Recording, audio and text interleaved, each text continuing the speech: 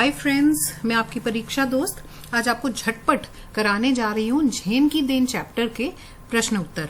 पर मैं प्रश्न उत्तर के फॉर्म में प्रश्न उत्तर बिल्कुल नहीं करा रही हूँ। मैं आपको की लाइंस बताने जा रही हूँ इस चैप्टर की, जो आप यूज कर सकते हैं अगर आपको उस पर्टिकुलर पैराग्राफ के ऊपर या इस चैप्टर में से कोई भी क्वेश्चन पूछा जाए।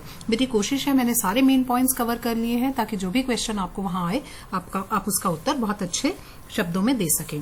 तो अब चलिए जल्दी से देखते हैं कि सबसे पहला क्वेश्चन आपके पास आ जाता है कि इस पाठ के माध्यम से लेखक रविंदर केलेकर क्या बताना चाहते हैं। तो वो क्या बताना चाहते हैं, इस पाठ के माध्यम से लेखक रविंद्र केलेकर ने जापान में प्रचलित टी सेरेमनी के माध्यम से ध्यान पद्धति का परिचय करवाया है।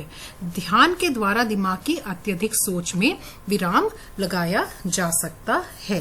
तो ये जो है हमारी जेन है, ये क्या चीज है, ये एक ध्यान पद्धति का दूसरा नाम है जहां हम कोई कार्य नहीं करते, हम शोरगुल से दूर होकर एकांत में बैठते हैं और अपने मन को एकाग्रचित करके शांति का अनुभव हम करते हैं। तो उस के बारे में बताया है। और ये टी सेरेमनी जो है, ये चाय पीने की जो प्रचलन है वहां पे जापान में, उसका माध्यम उन्होंने लिया है।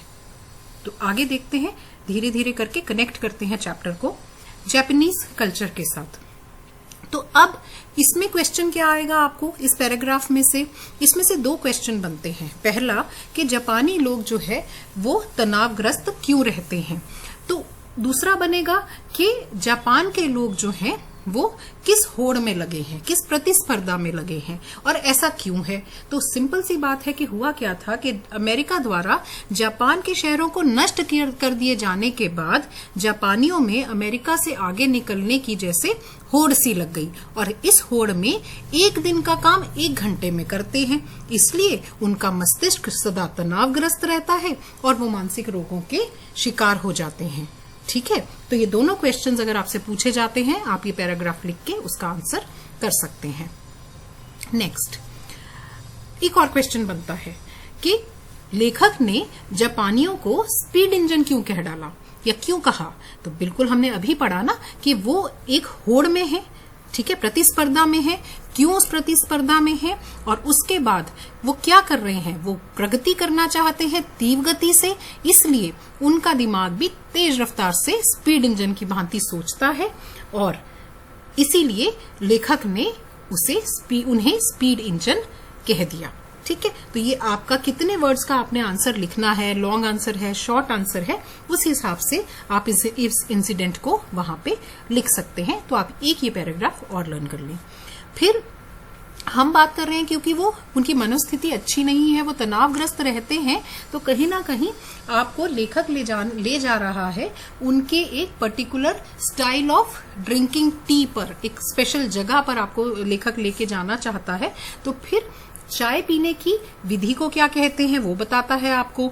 ठीक है, और इसका नाम क्या है पहले तो ये जान लेते हैं कि जापानी में चाय पीने की विधि को चा नो यू कहते हैं, जिसका अर्थ है टी सेरेमनी, और चाय पिलाने वाले को चाजीन कहते हैं। ठीक है, तो ये एक छोटा सा आपका क्वेश्चन आ सकता है कि जापान में चाय पीने की विधि को क्या कहते हैं और चाय पिलाने वाले को क्या कहते हैं। तो ये आप जरूर लर्न कर ले। विधि याद रखिए, चा नो यू, और चाय पिलाने वाले को चाजीन।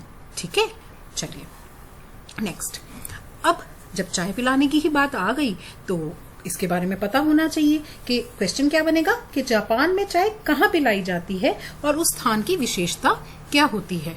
तो जापान में बेटा एक पर्णकुटी जैसा होता है जहाँ चाय पिलाई जाती है और वहाँ बहुत शांति होती है और वो जो जगह है प्राकृतिक ढंग से सजाई जाती है। और वहाँ कितने लोग, एक और क्वेश्चन आ सकता है कि वहाँ कितने लोग ही एंट्री पाते हैं, कितने लोग ही बैठकर चाय पी सकते हैं और क्यों।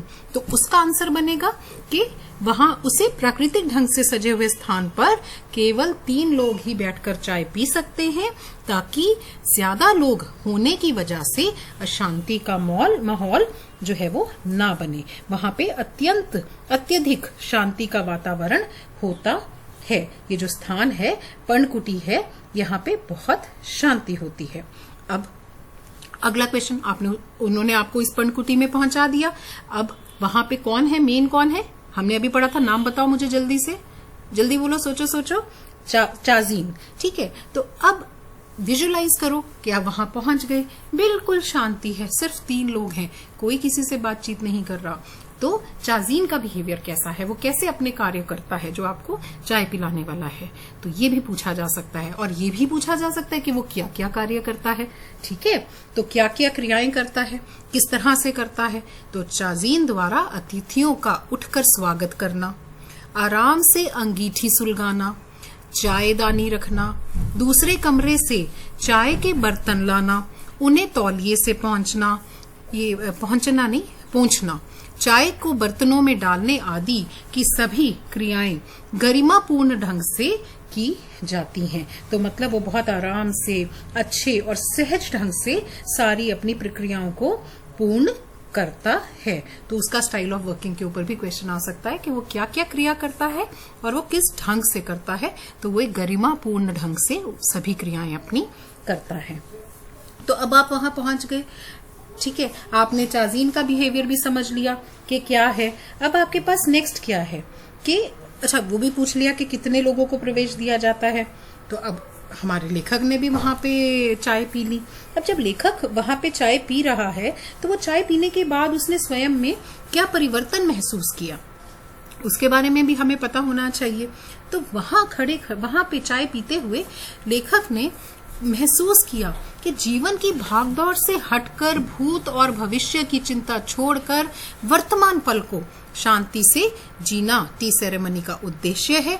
लेखक वहां बैठ के यही विचार कर रहा है कि शरीर मशीन की तरह कार्य नहीं कर सकते और यदि उन्हें ऐसा करने पर मजबूर किया जाए तो उनका मानसिक जो है संतुलन बिगड़ जाता है। ऐसे ऐसे ख्याल जो हैं उनके माइंड में वहां पे बैठ के आ रहे हैं।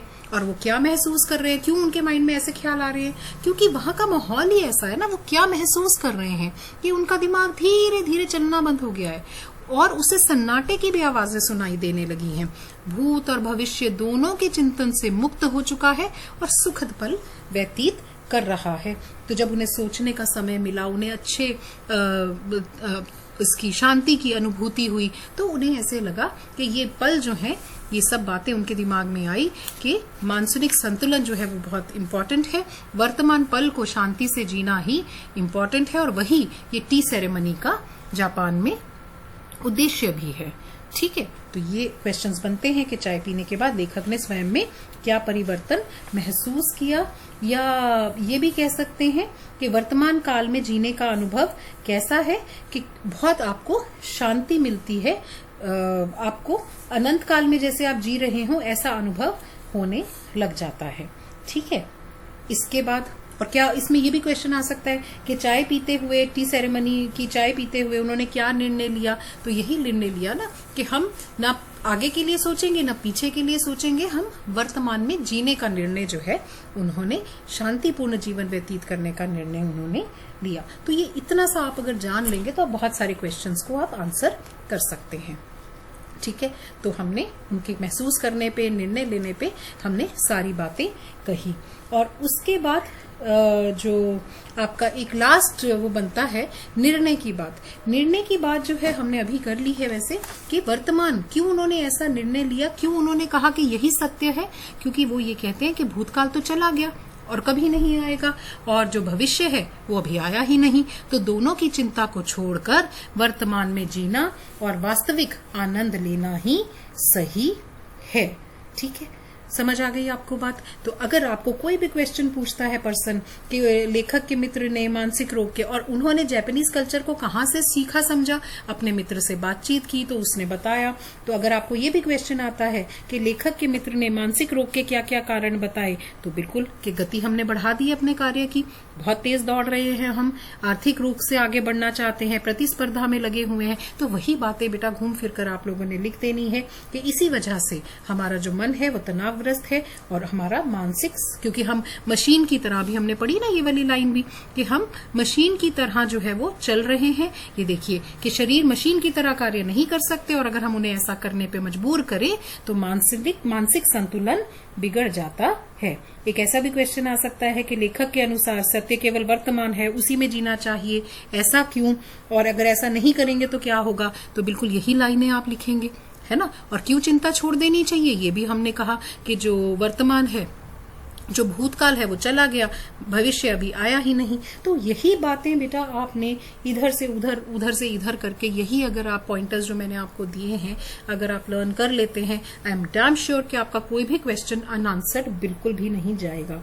और एक लास्ट और क्वेश्चन पूछा जा सकता है कि क्या ये सिर्फ जापानीज के लिए एप्लीकेबल है? नहीं, हम तो सभी होड़ में लगे हैं बेटा, इंडिया भी लगा है, सभी देश लगे हैं। तो किसी भी देश के लिए कहा जाए कि क्या ये करना जरूरी है, चिंतन करना जरूरी है, मेडिटेशन करना जरूरी है, ध्यान लगाना जरूरी है, तो यस डेफिनेटली सबके लिए बहुत जरूरी है, ताकि हम अपना जीवन जो है वो आनंदमयी शांतिपूर्ण बना सके। यही संदेश इस चैप्टर का लेखक ने दिया है। ठीक है, तो देखो कितना क्विकली हमने ये चैप्टर कर लिया। जितने भी क्वेश्चंस आएंगे आंसर हो जाएंगे। क्रॉस चेक करना चाहते हो तो जो मर्जी, जिस मर्जी बुक में से क्वेश्चन उठा के देखते जाओ, की लाइंस आपको मिल जाएंगी, जितने वर्ड्स का क्वेश्चन हो उस हिसाब से इलैबोरेट कर लेना। ठीक है, तो चलिए, स्मार्ट वर्क ऑलवेज पेज। ठीक है, मेरे चैनल का मेन पर्पज ही यही है कि मैं कम से कम समय में आपको दी बेस्ट प्रिपरेशन करा सकूं। तो अगर आपको मेरा ये एफर्ट अच्छा लगा हो तो मेरे चैनल को सब्सक्राइब कर दो, ज्यादा से ज्यादा दोस्तों के साथ शेयर करो और बेल आइकन तो जरूर दबा दो, क्योंकि अगला चैप्टर तो आने ही वाला है। ठीक है, चलिए, all the best, do well, keep working hard, bye bye.